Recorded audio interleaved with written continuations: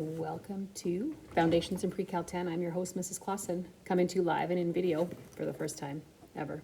So we're going to talk about composite figures, and I wanted to come in here on video because it's so much easier for me to just explain this in person. So what a composite figure is when you have one shape. So I've got this box, a rectangular prism, and a cylinder, and you stick them together.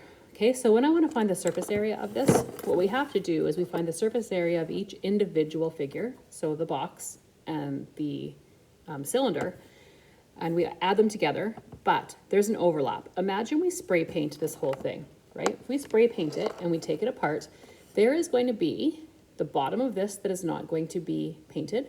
There's also going to be the shape of a circle on the top of this box that's not painted.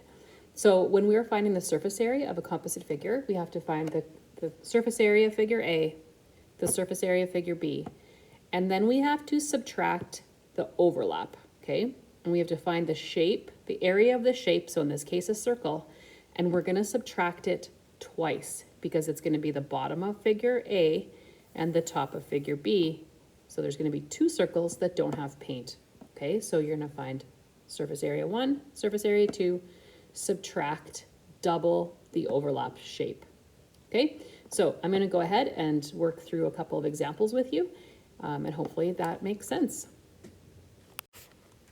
Okay, so here we are. We're going to take a look at this first shape, which is made up of kind of two boxes. Now you can also just kind of think about the surface area and what shapes you see, what you don't see, but I'm going to go true blue, finding the figure 1, finding the figure 2, subtracting the overlap. So we know that it is a rectangular prism and another rectangular prism.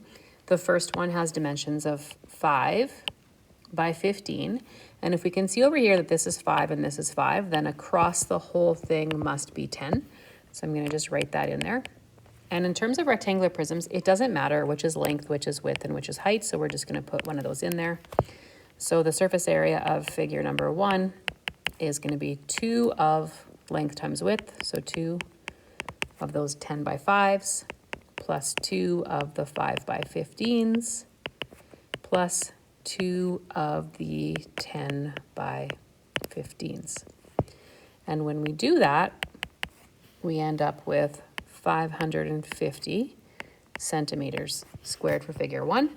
Figure 2, if we take a look at that guy, so it has dimensions of 5 by 5. We can see that because that's the height of this box. That's going to be 5. We can also see that from here to here is 15 and all the way is 20. So this is a 5 by 5 by 5. So this is a cube. So we can kind of simplify things, clean things up, and just go, there are 6 5 by 5 shapes, right? Okay, so if I do that, that gives me a total of 150 centimeters squared. So then I got to think about the overlap. So thinking about these two things coming together, I would have a square that would not be painted if I pulled them apart, right? So my overlap shape is a square, which is length times width, and I need 2 of them because it's going to be one side of the cube, one side of the rectangle. So it's going to be 5 by 5 by 2, which gives me 50.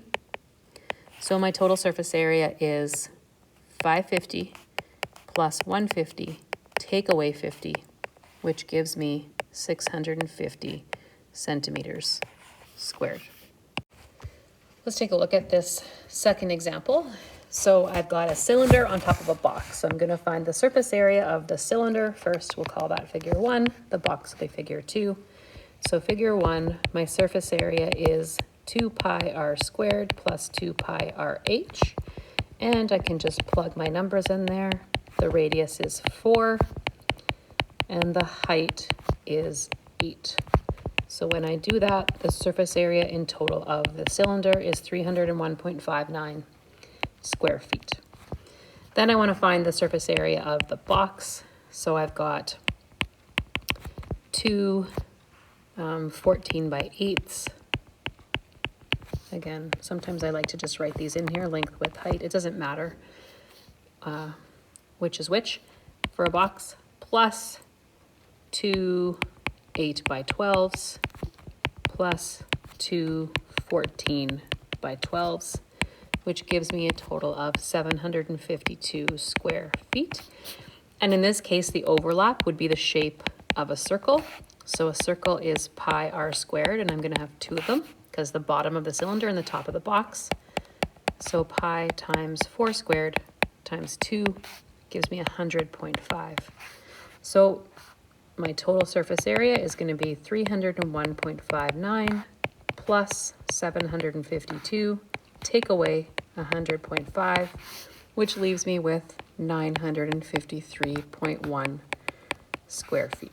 Okay, so surface area, definitely the trickier of the two, but just find one, find the other, and take away the overlap.